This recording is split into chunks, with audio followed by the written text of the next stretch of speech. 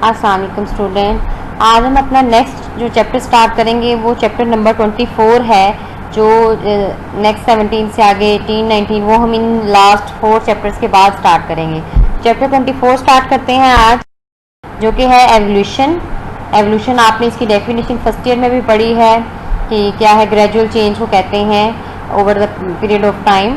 तो अर्थ कैसे ओरिजिनेट हुई, लाइफ जो है वो कैसे बनी, तो ह्यूमन के माइंड में ये चीज़ जो है ना वो स्टार्ट से ही ये चीज़ होती है कि कैसे ह्यूमन बीइंग्स जो हैं वो आए, कैसे अर्थ जो है वो वजूद में आई। तो ये कुछ क्वेश्चंस हैं जिनमें से हाउ ओल्ड प्लेनेट अर्थ, मतलब कितनी पुरानी है, इन चीज़ों पे साइंटिस्ट काम भी करते हैं। How long life been on earth, how did life arise on earth, how did certain animal species come into existence.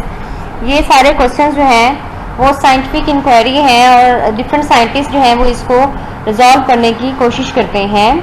और एवोल्यूशनरी चेंजेस जो है वो इंटरेक्शन पे डिपेंड कर रहा होता है, पॉपुलेशन एंड देन इन्वायरमेंट, उसके अकॉर्डिंग जो है वो चेंजेस आते हैं डिफरेंट ऑर्गेनिजम्स के अंदर। तो इसके बारे में 2 कंसेप्ट्स हैं रीजन ऑफ स्पीशी के बारे में। एक है एवोल्यूशन का कंसेप्ट और एक स्पेशल क्रिएशन का। कुछ साइंटिस्ट बिलीव करते हैं कि कुछ जो कह लें कि जो ऑर्गेनिजम्स हैं वो अपनी प्रेजेंट फॉर्म में ही उनको क्रिएट किया गया था, वो स्पेशली क्रिएटेड है, वो एवोल्यूशन के रिजल्ट के तौर पे नहीं बनी, they are created in their present form. तो इसका सबसे जो ज़्यादा हामी था वो कैरोलस लिनियस था, जबकि एवोल्यूशनिस्ट कहते हैं कि नहीं, ऐसा नहीं है, स्पीशीज़ ग्रेजुअल चेंज से डिफरेंट डाइवर्सिटी की जो स्पीशीज़ हैं वो बनी है। और डार्विन इसका मेन जो है वो बंदा था जो एवोल्यूशन को प्रमोट करता है। तो the idea that organism might evolve through time with one type of organism giving rise to another type of organism ancient Aristotle के टाइम से है। अरिस्टोटल ने क्या किया, उसने ऑर्गेनिजम्स को अरेंज किया था from relatively simple to very complex structure. तो प्रेजेंट डे जो है वो एवोल्यूशन का जो कॉन्सेप्ट है वो डिफरेंट है। अभी हम टेबल में डिफरेंट साइंटिस्ट का काम देखेंगे एवोल्यूशन की तरफ। तो कैरोलस लिनियस जो है उसने क्लासिफिकेशन दी थी प्लांट्स और एनिमल्स की जो उस टाइम पे मौजूद थे या नोन थे, उनको उसने डिफरेंट कैटेगरीज में डिवाइड किया था। तो स्पीशीज़ को जीनस और जीनस को फैमिली में जो है वो ग्रुप किया था। तो नेचुरल थियोलॉजियन जो है, मतलब वो क्योंकि नेचुरल सिलेक्शन का बड़ा हामी था, तो उसने कहा था कि ऑर्गेनिज्म जो है they are of permanent creation. बाद में जो है वो लीनियस जो है वो focal point become a focal Darwin argument for evolution. तो यहाँ टेबल में देख सकते हैं Linnaeus, Lamarck, Malthus, Cuvier, Lyell, Darwin, Mendel, Wallace, इन लोगों ने डिफरेंट जो है वो काम किए हैं। लीनियस ने मेनली जो है वो डाइवर्सिटी को सॉर्ट आउट किया और इंट्रोड्यूस बाइनोमियल नोमेनक्लेचर। लामार्क ने जो है वो अपनी थ्योरी ऑफ एवोल्यूशन उसने पब्लिश की थी। माल्थस ने जो है वो ऐसे लिखा था प्रिंसिपल ऑफ पॉपुलेशन पे। कवियर ने जो है वो पेलियोंटोलॉजी वगैरह में कंट्रीब्यूट किया था। लायल ने जो है वो प्रिंसिपल ऑफ जियोलॉजी पर पब्लिश किया था। और डार्विन जो है उसने बीगल का ट्रैवल किया, नोटबुक्स रीजन ऑफ स्पीशी पे लिखे और डिफरेंट एसेज जो है वो पब्लिश करवाए। मेंडल है, तो मेंडल ने जो है वो इनहेरिटेंस पे बहुत ज़्यादा काम किया। वेलेस जो है उसने जो है वो अपना काम, उसका काम भी डार्विन से मिलता जुलता था, तो उसने अपना काम जो है वो वॉलंटरली डार्विन को सेंड कर दी, जो भी उसकी फाइंडिंग थी, क्योंकि डार्विन ने उस पर ज़्यादा काम किया हुआ था।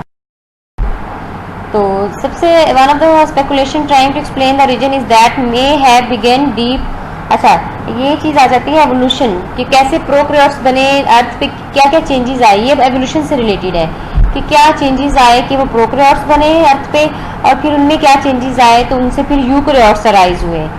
तो इसके लिए जो है वो कि लाइफ जो है वो कहा जाता है कि वो डीप ओशियंस में अंडर वाटर हॉट स्प्रिंग्स, जिनको कि हाइड्रोथर्मल वेंट्स कहा जाता है, वहाँ पे स्टार्ट हुई। क्यों? क्योंकि वहाँ पे बहुत ज़्यादा एनर्जी और रॉ मटेरियल प्रेजेंट होता है जो अर्ली लाइफ फॉर्म को सपोर्ट कर सकता है। तो साइंटिस्ट का मानना है कि जो बैक्टीरिया है, आर्की बैक्टीरिया, जो कि बहुत ज़्यादा, क्योंकि वहाँ पे बहुत ज़्यादा कहते हैं कि बॉइलिंग टाइप टेम्परेचर होता है, तो 120 डिग्री सेंटीग्रेड, तो आम बैक्टीरिया तो वहाँ पे सर्वाइव नहीं कर सकते। तो स्पेशल काइंड की जो बैक्टीरिया, आर्की बैक्टीरिया है, वो कहते हैं कि वो वहाँ पे बन गए जो इतना हाई टेम्परेचर जो है वो चेंज कर बियर कर सकते हैं, और उनके अंदर बहुत कम चेंजेस आए हैं over the period of time.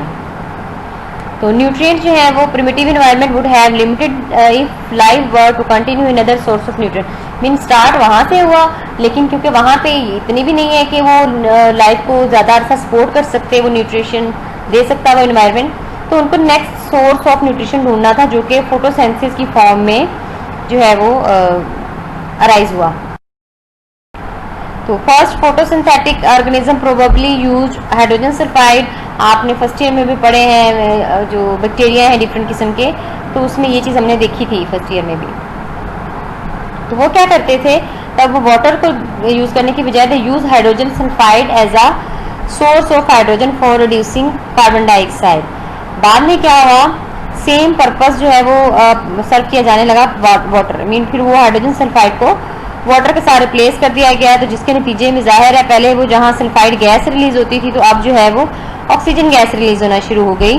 तो आहिस्ता आहिस्ता एटमॉस्फेयर जो है पहले जो रिड्यूसिंग था वो ऑक्सीडाइजिंग होना शुरू हो गया, और ग्रेजुअली जो है वो over the period of time ozone layer जो है वो बनना शुरू हो गई, जो कि अल्ट्रा वायलेट रेडिएशन को फिल्टर करती थी सन से आने वाली, और इस तरह से इन्वायरमेंट जो है वो चेंज होता गया। About 420 million years ago, enough protective ozone has built up to make life on land possible. Mean फिर लाइफ जो है वो लैंड पे पॉसिबल होगी इतने अरसे बाद।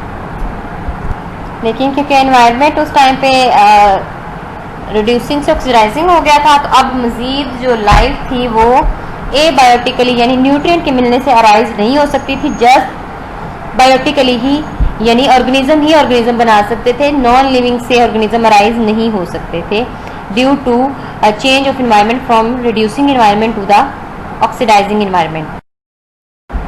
तो फर्स्ट सेल जो है वो सिंपल प्रोकैरियोटिक फॉर्म में थे, तो फिर तकरीबन 3.5 बिलियन ईयर्स अगो ये अराइज हुए, साइंटिस्ट की ये स्पेकुलेशन है। यूकैरियोट्स जो है about 1.5 billion years ago, mean इस दरमियान जो है वो सिर्फ प्रोकैरियोट्स मौजूद थे। यूकैरियोटिक सेल की देखा जाए कि किस तरीके से राइज हुई, तो कहा जाता है उसके बारे में कॉन्सेप्ट डिफरेंट दिए जाते हैं। एंडोसिम्बायोट हाइपोथेसिस दिया जाता है, मेम्ब्रेन इमेजिनेशन हाइपोथेसिस, ये दो मेजर कॉन्सेप्ट्स दिए जाते हैं। तो एंडोसिम्बायोट के मुताबिक जो बड़े वाले लार्ज एनारोबिक बैक्टीरिया थे जो ऑक्सीजन के बगैर रहते थे, उन्होंने छोटे वाले एरोबिक बैक्टीरिया को इंजेस्ट कर लिया, लेकिन वो डाइजेस्ट नहीं किया, जस्ट वो उनके अंदर जाके स्टेबलाइज हो गए। तो उससे जो है वो क्या हुआ, माइटोकॉन्ड्रिया बन गया। ये आइडिया मेनली जो है वो लिन मार्गलिस ने दिया था। तो उनके अंदर माइटोकॉन्ड्रिया बन गया जो कि एक यूकैरियोटिक ऑर्गेनेली है और रिस्पिरेशन के लिए इस्तेमाल करते हैं। फिर वो कहते हैं कि mitochondria endosymbiont have brought advantage to aerobic respiration, mean फिर वो एरोबिक रिस्पिरेशन करने लग गए। फ्लैजेला के बारे में कहा जाता है कि उन्होंने इंजेस्ट किया स्पाइरल शेप बैक्टीरिया, जिनको स्पाइरल शीट कहते हैं। जब उनको इंजेस्ट किया तो डाइजेस्ट करने की बजाय जब वो स्टेबलाइज हुए तो उससे जो है वो फ्लैजेला बन गया। इसी तरह कहते हैं कि जब साइनोबैक्टीरिया को इंजेस्ट किया गया तो उससे जो है वो क्लोरोप्लास्ट बन गए, जो कि प्लांट सेल का पार्ट होते हैं। ये तो था एंडोसिम्बायोट हाइपोथेसिस। दूसरा हाइपोथेसिस है मेम्ब्रेन इन्वेजिनेशन हाइपोथेसिस, जिसमें उन्होंने कहा कि अपने ही जेनेटिक मटेरियल की कॉपी बना के उनको इनसर्कल कर दिया, इनक्लोज कर दिया, और वो जो है वो डिफरेंट डबल मेम्ब्रेन बॉन्डेड जो है वो ऑर्गेनेली इस तरह से बन गए। बजाय वो इंजेस्ट करने के उन्होंने खुद से ही कॉपीज बना के अपनी ही मेम्ब्रेन से उसको इनसर्कल करके डिफरेंट ऑर्गेनेलीज जो है वो बना लिए। तो कोई भी वो जो है ना वो उसके बारे में ज़्यादा क्लियर कट नहीं है कि ऐसे ही हुआ होगा, तो दोनों कंसेप्ट को ही कंसिडर किया जाता है। तो फर्स्ट देखा गया कि न्यूली फॉर्म जो यूकैरियोटिक सेल है ओनली बाय देमसेल्फ वो रह रहे थे। लेटर देखा गया कि वो कॉलोनीज बनाना शुरू हो गए और टिश्यूज बनाना शुरू हो गए, और इस तरीके से डिफरेंट जो है वो मल्टी सेलुलर ऑर्गेनिज्म अराइज होना शुरू हो गए ग्रेजुअली, जो है वो जब ऑर्गेनिज्म के अंदर चेंजेस आते। यहाँ आप डायग्राम में देख सकते हैं, ये दोनों हाइपोथेसिस दिए हुए हैं। ए पे जो है वो एंडोसिम्बायोट दिया हुआ है, उसमें उन्होंने बताया कि प्रोकैरियोट ने एनारोबिक बैक्टीरिया को इंजेस्ट किया तो बन गया उसके अंदर माइटोकॉन्ड्रिया। फिर उस वाले ने स्पाइरोशीट को इंजेस्ट किया तो उसके अंदर बन गया जो है वो फ्लैजेला, और फिर उससे जो है वो साइनोबैक्टीरिया इंजेस्ट करने वालों के अंदर बन गया जो है वो क्लोरोप्लास्ट। और मेम्ब्रेन इन्वेजिनेशन के बारे में वो देखा जाए तो वो आप बी में देख सकते हैं कि वो किस तरीके से हुआ। तो ये आपका आज का पहला है, कल आगे इसको इंशाल्लाह कंटिन्यू करेंगे।